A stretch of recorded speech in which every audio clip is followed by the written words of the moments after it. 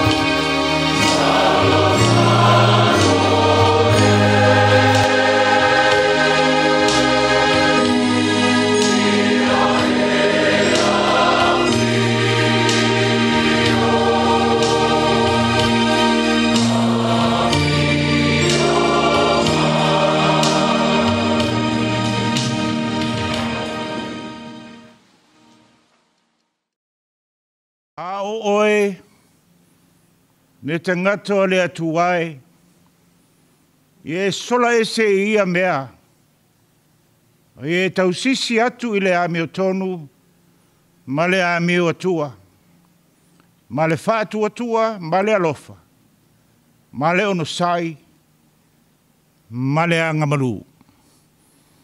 Tātu ta talo mo le anganga pa ia. Le atua siri se, o le atua o le ola, o le punava i ola e utu vai ia i la to umo e talitonu mo whātu atua i la o fio. O mātou whātalitali atu i le awa mani mi ngao, o mātou mua i te talo le li e, mānawa maia, le mānawa ola e ala lua nganga pa ia. Se papatisina e lo atu nuu, ma i mātou uma. E ala le tāpo inga nei. Whaama mao mātou loto, whaato atoalo mātou whātau wā. E o fuatua le tāpua inga, ina ia mā lie i lau fio. Mai ua tua e mea uma le whapaleina, ma vi ia lo suafa e whawawau. Ia le lava e Jesu Kiristo na mātou li whaola la mātou te tālo. Amine.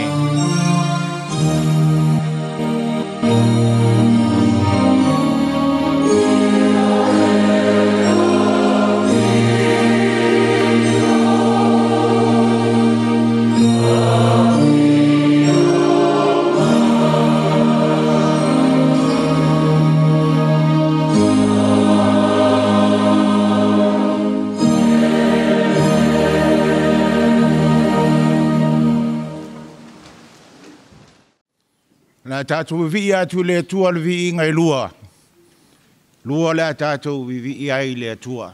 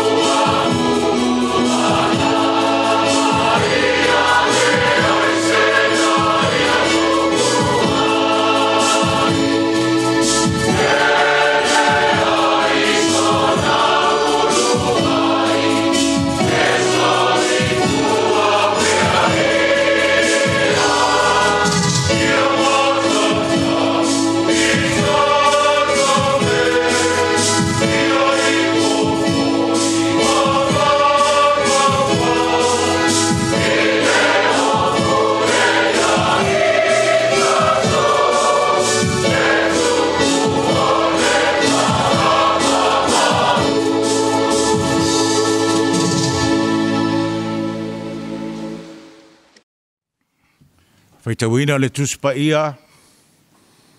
O le tusi whaitau mo i tātou na nei aso mo mai le whengenga fōu.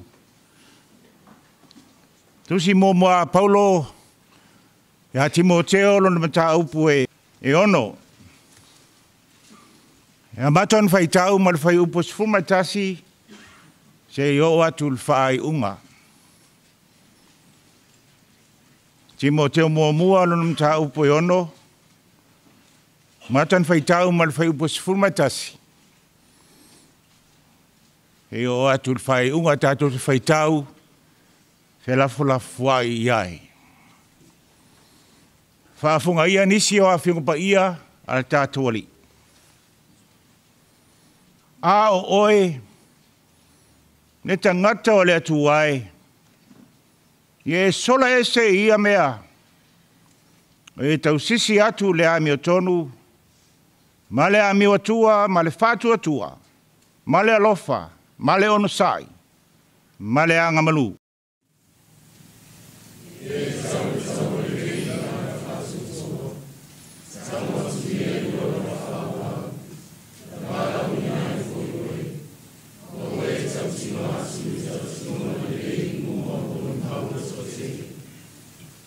O te whai atu lava ia te oi luma o le atua.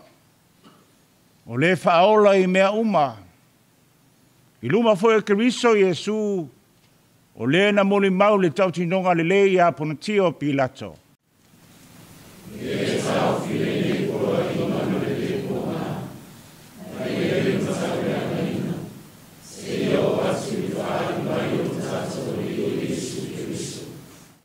Whailoa mai lea me ia i ona lava aso. O ia o lea li e manuia mona e o to tasi. O le tupu a tupu ma lea li o ari.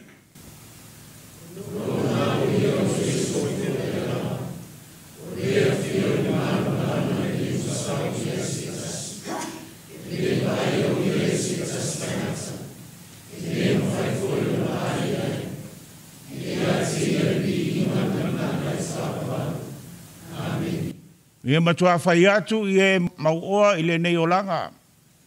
Awa nei wha maurununga i la tau. Awa fwoi le wha moe le o loa e wha le tu mau. Ao le atua soifua lo fua i tele mai ia te i tātou mea umalava e wha fia ai.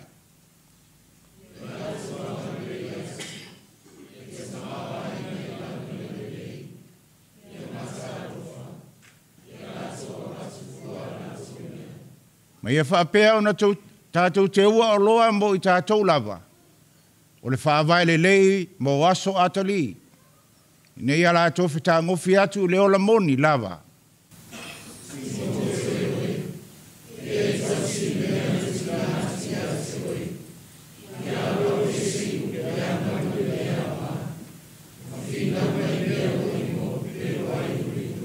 Hei tau.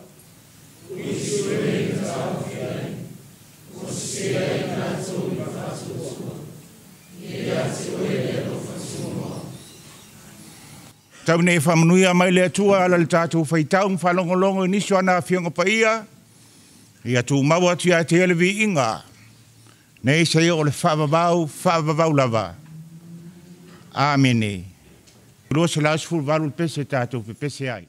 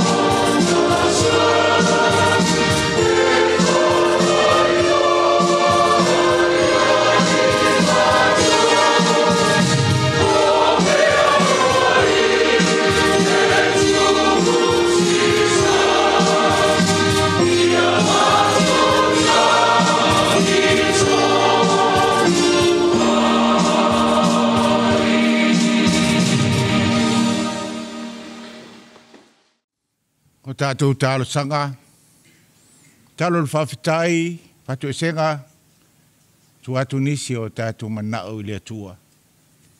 Te o tātou ifo, ma te talo i le atua. Le atua tolu tasi pa iae, le atua le tamā, le atua le alo, le atua le ngang sa. Tamā le whawawau le li o le file mu, o le atua lo so i fua pea o ananafi o le so, e o atu lava le whawawau. O ifo mpuna o atu lo atu nuu, se o mātou sura lo alofa ma lo angana lei te le mai. A fo i atu le whawhitai le marewi inga, ono lo alofa ma lo whamaoni mo i mātou. Whawhitai le ola, tanga whangai nā tiri pēa lo mātou whātau wā. Ai maise o awa noa we Saunia, e tāpini nā ai lo mātou wola. Whawhitai tamai, mō mali atu fōle vai aso sa whengai eilo atu nuu i tiu te mawhaiwa. O le uta ma le tai, lo mātou rufafo ma le tō rufale. Whawhitai lau puipuinga mamana. Tau tuaina o ainga, tau tuaina o nuu, tau tuaina o malo. Tau tuaina o lau tala le. E ngata fōi lea, na ia mātou whanau sa whengai ma o onga.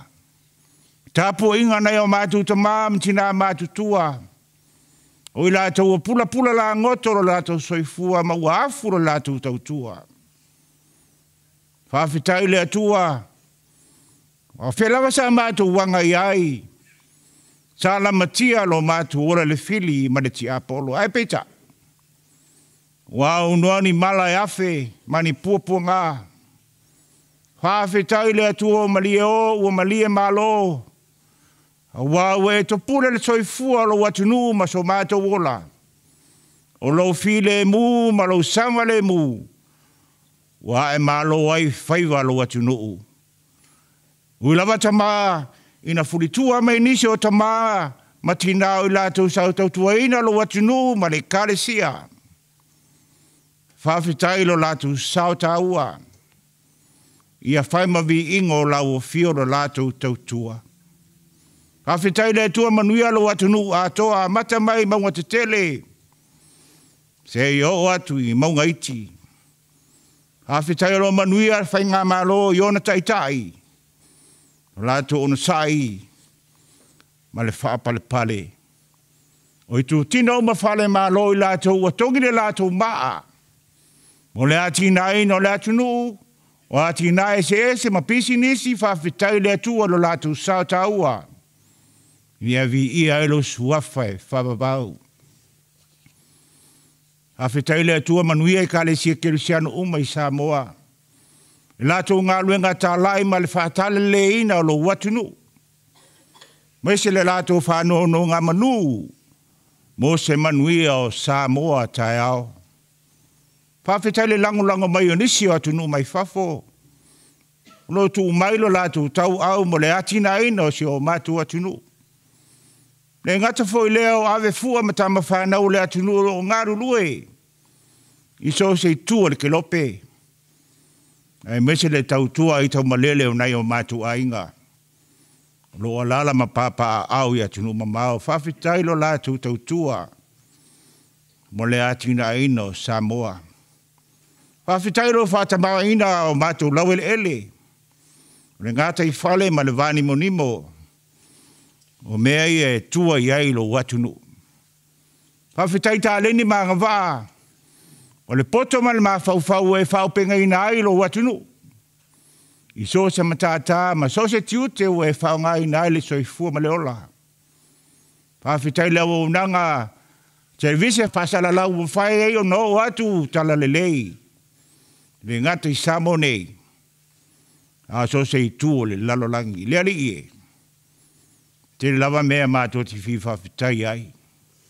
Ua le lanu e le lilo lau sila whangati. Ai tauia nao se mei longa ailo mātua nganga whawhitai. Ono lo walofa. Malo whaamaoni mo I mātou. Pawhitai au whionga pa ia. Sulule o mātou vaiman malama I o mātou la uma. Ia manino pēala mātou vai atu I la wafio. Mātou whaiaro whinangalo. Pawhitai lea nganga pa ia o le malosi whatupu malosi lea I o mātou loto. A meise tu aso mātou te whaavai vai ai. O mātou solo muli ai. Ono le fili ma le ti apolo. Ao le nganga I tua lalo whaalo tu tele mai na ia tupu pēle whamoe me ora lau fio I o mātou loto. Lo so I fua lau fio le tua le ola.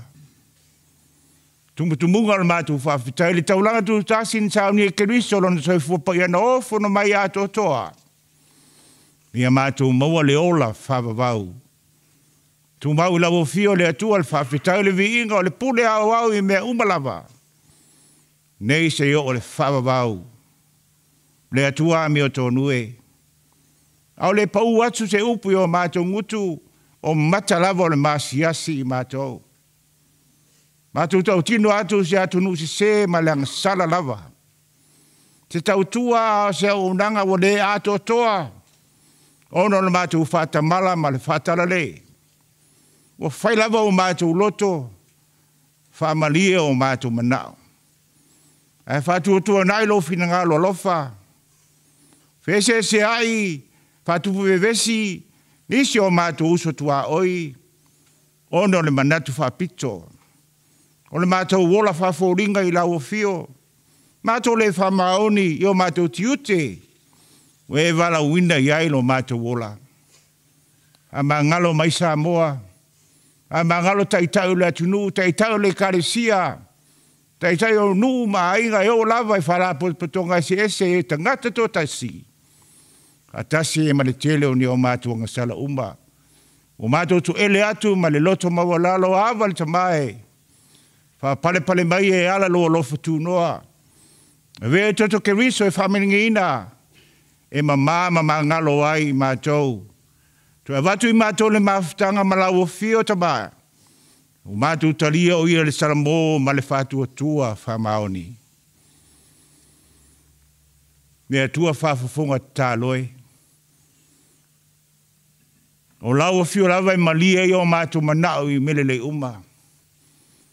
Te alofangia se o mātou atunu o Samoa. Whamanuia le whainga malo. Ina ia taita ina lo atunu le ami o tonu ma le file mu mai lau a fio. Hamanuia ati na ese. Mole manuia o se o mātua tunuu. Hamanuia o mātua lawele ele lo ngā te whale ma le wani monimo. Hamanuia atunu lo lango mai le ati na ino Samoa.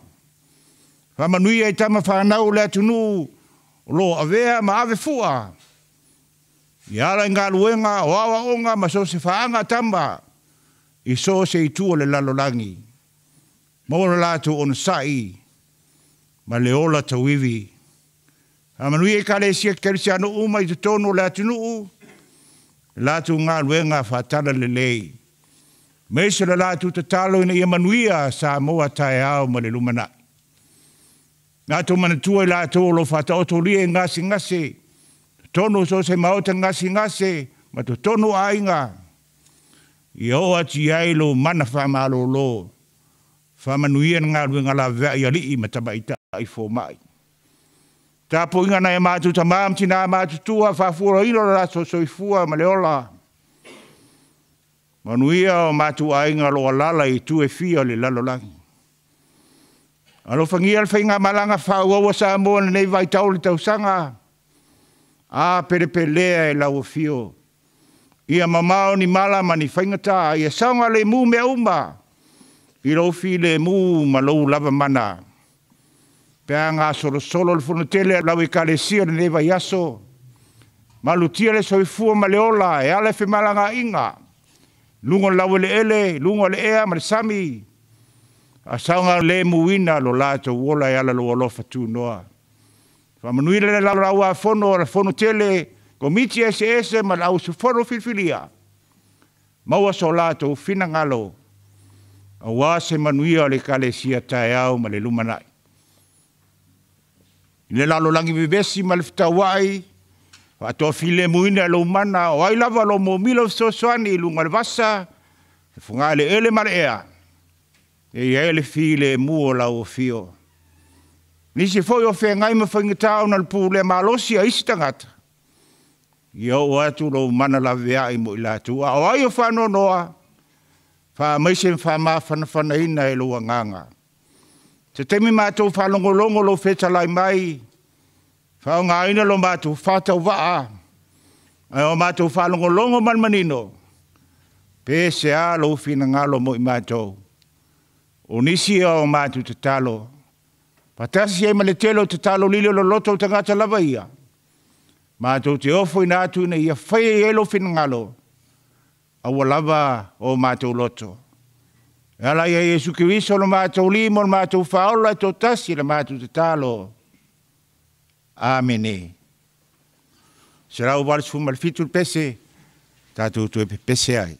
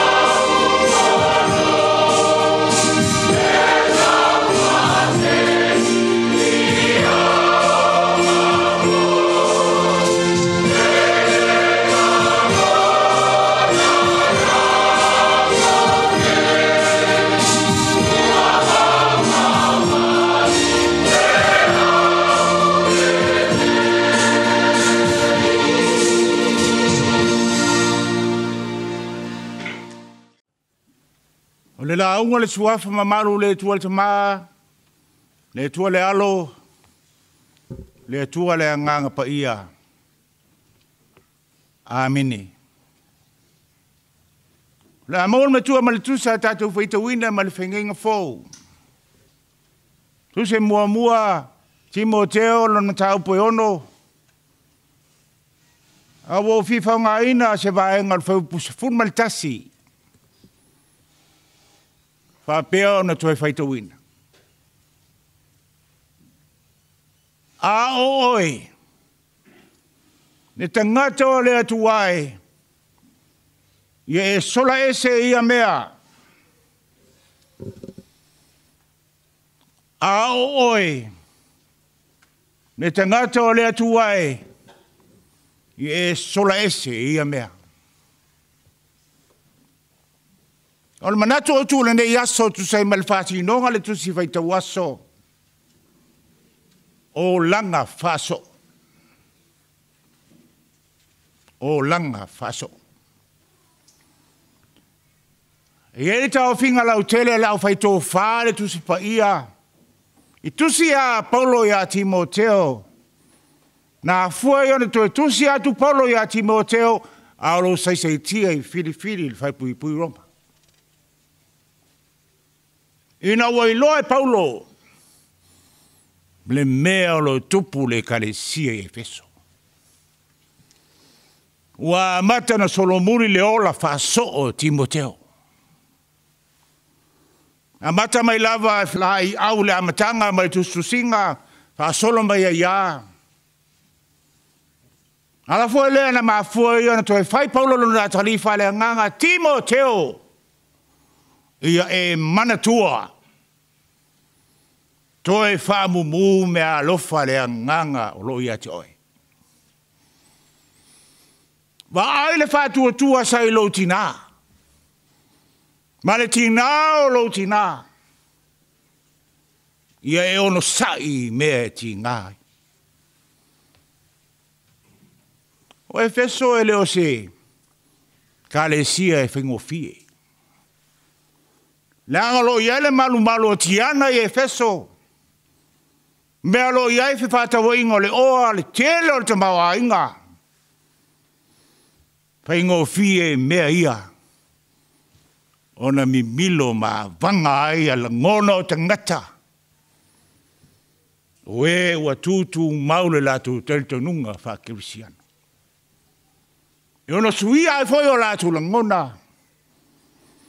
Ono iai fo lau to whasese to tele latu.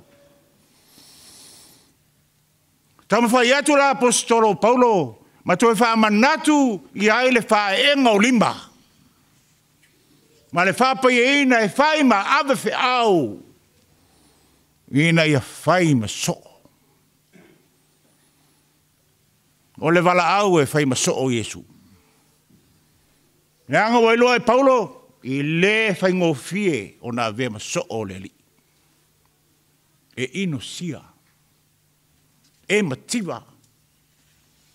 E anga le anga ina. Le fo umana tua e Paulo le mea na sawa i fo ia.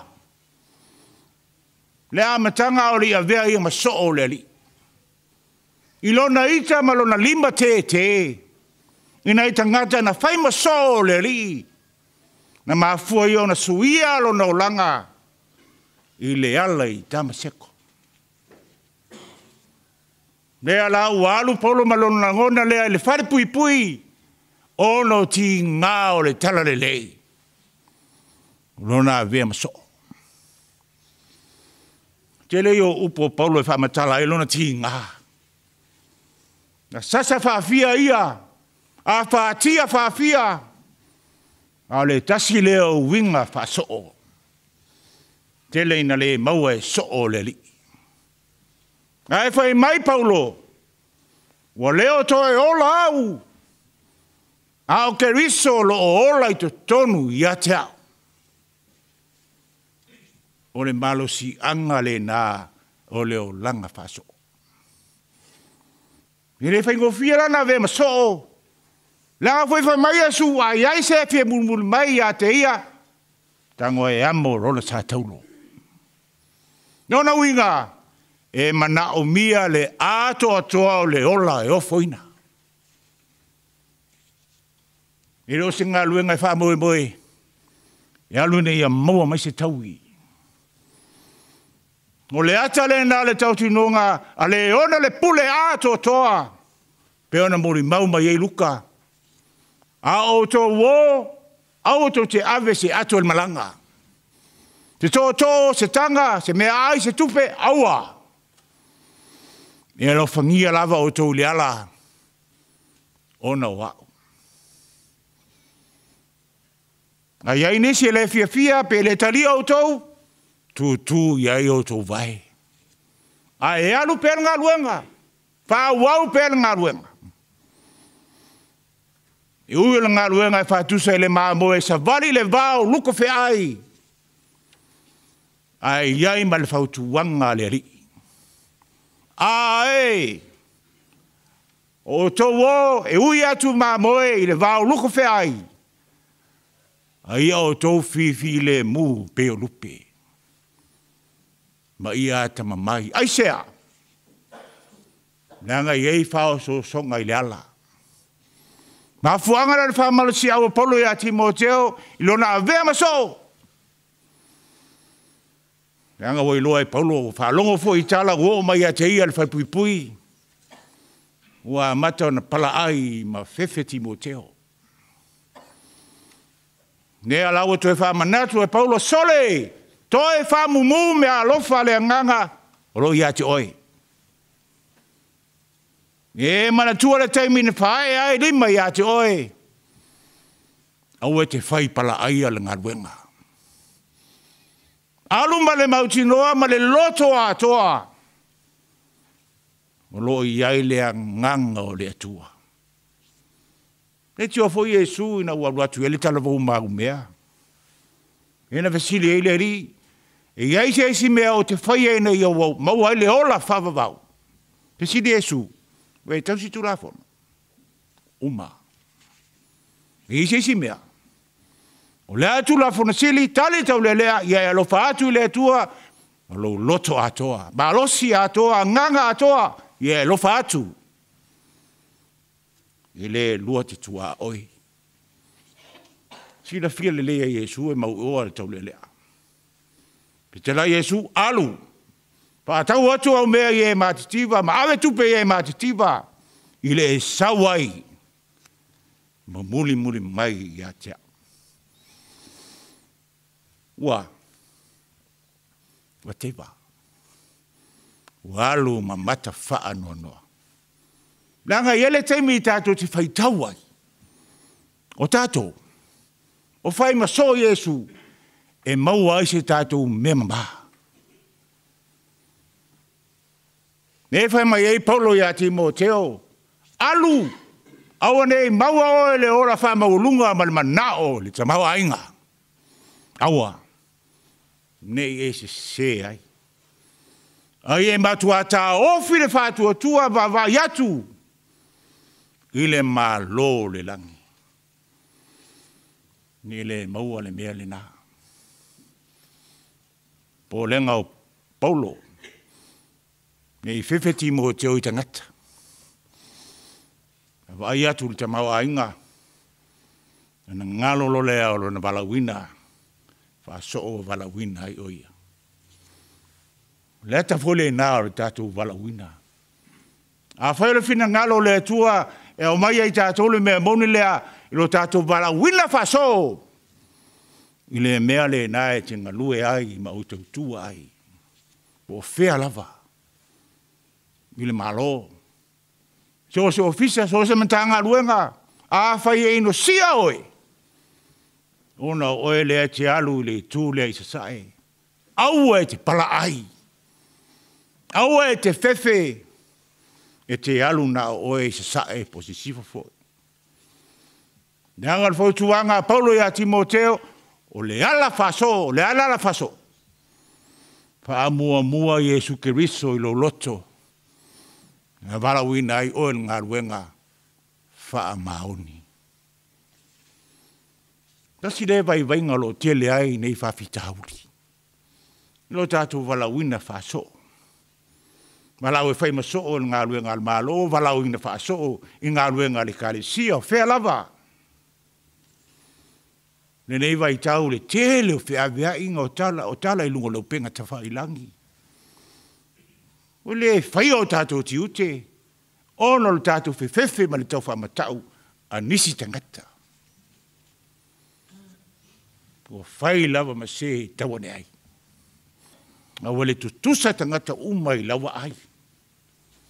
Ma wale o atu ai le whaulatanga ma le alofa tu noa. Le alofa wha le uso ale ma alo wa te tau na whaasa fua atu i tangata uma. E o fo i le tala le lei.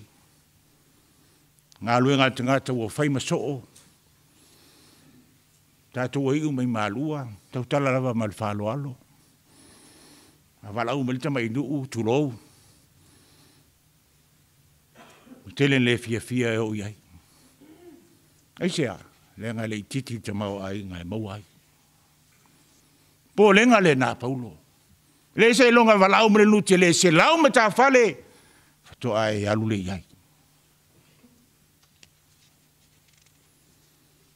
A pēnā foi to finga tono ngā luenga. Ki ngana i loa le to mai le wa mai le tu ia ti o te ngalue ai. A whai o mafuona e le talia ono le laititi o whamanuianga. I leo sianga le nā whaso. Ai a mafuona whai ngofie ono e talia. Pea whai tātou te o iai ma le loto fia fia. Nanga so se so o au ke viso. Lea mo le mau paulo. A whai e ma fua ai, o na olo to tele ma whai mea nei, ma o tau tala, a o vai vai. O na o ma losi ai lea. Leanga le o toi ola hau. A o ke riso ua ola i to tonu i atia. Le tu se lua paulo, i a Timoteo, i lona whai unga. Toe wha manatua i a Timoteo, le mea lo leo tau tala ele le matau pue ono.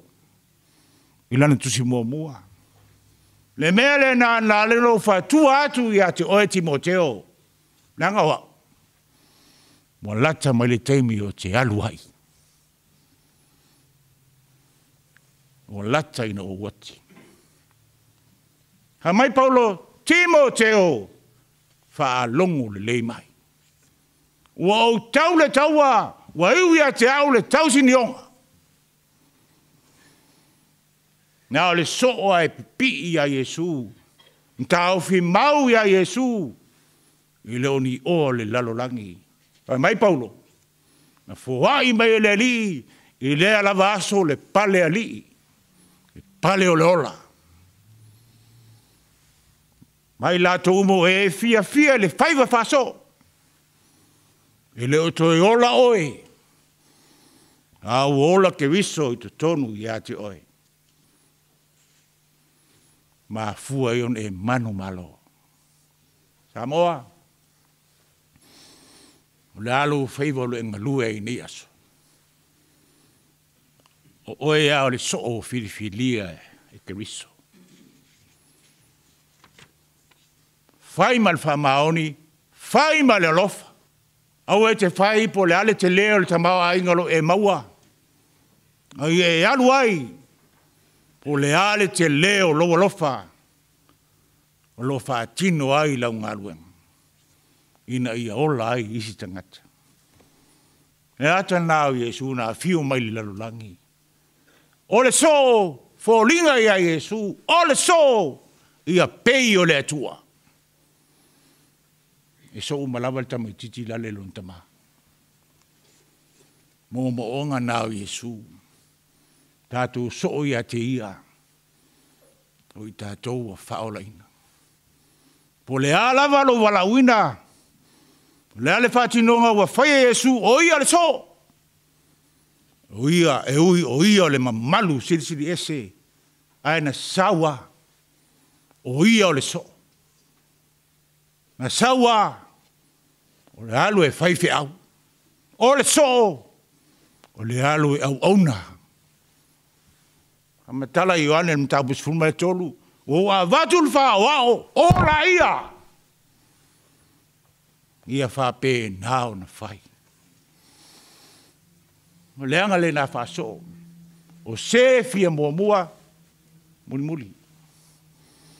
Ao le laua mea uma e ta uia le winga o leo langa fa so o. Fa maoni. Ma ia lofa I le atua. E wane ngalo ia I tatou. E le te me walau mai e le li. E tangata na fai maso o. O ia I fafo. O te lei loa o tou. So le nae le I fa maoni. A le so na fai au na fa maoni. Le talai le atua I le ala vaso. Le au na le lei ma le fa maoni. Me fa maoni me iti. Ulu fale mai le fia o lo wali. Al manuia le alo pesi ai Paulo. Ina wa hiu ia te ia le tausi ni onga.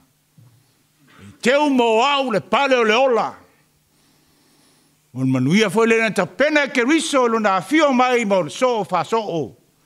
Fai mau au na. Fai matangata e fai au fe au. Ina ia toi faola ina tangata uma. Po oe le taitai o le malo. Po le faipule. Po le pule na mtanga luenga. Po le alo tūlanga maulunga. I tutono le karesia. Me I se tia I tātou le malu o le taitai ao. Se leo lau fai unga. Ia manatua. O oe lawa le soo. E leo le pule. O le auauna. O le tātou wala wina le nā e whai maso. Tātou whōringa I ake riso o na manuia lea o tātou whaiva o lo ngalu e ai. A o oe. Ne tangata o lea tuae. I e alo ese I ai. Nisu ke riso na wha mai maulo na. So I fua I lungo sa tauro. Ni a mata ai le tatala le awa noa e whaola nei soa uma. E o fia I lona whaari mai. O ia ole au na. O lona maliu. Ma lona te tu manu malo. Leo tātou maua le ola. Me ia tātou ola tire I lava. Ameni. Tātou whae ul pese tol se lau waris furu. Tol se lau waris furu. Tātou tu pese ai.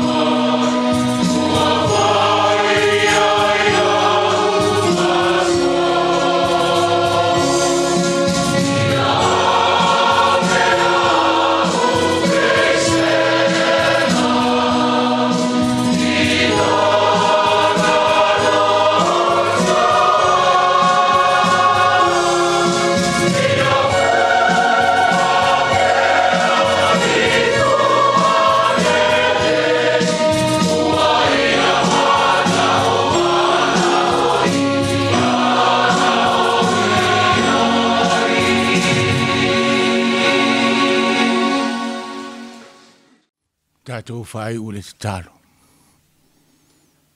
Ale manuia le file mua la o fio le tua lo mātou ta maa. Ia lofa sisiri Yesu Kiristo lo mātou limo lo mātou whaola tau tasi. Ile man maftanga mafanfana malo lava nganga pa ia. Tu mamoilea I lunga o Samoa mai mātou uma. Lau whana uma le lalolangi atoa. Nei sai o le whavavau lava. Amen.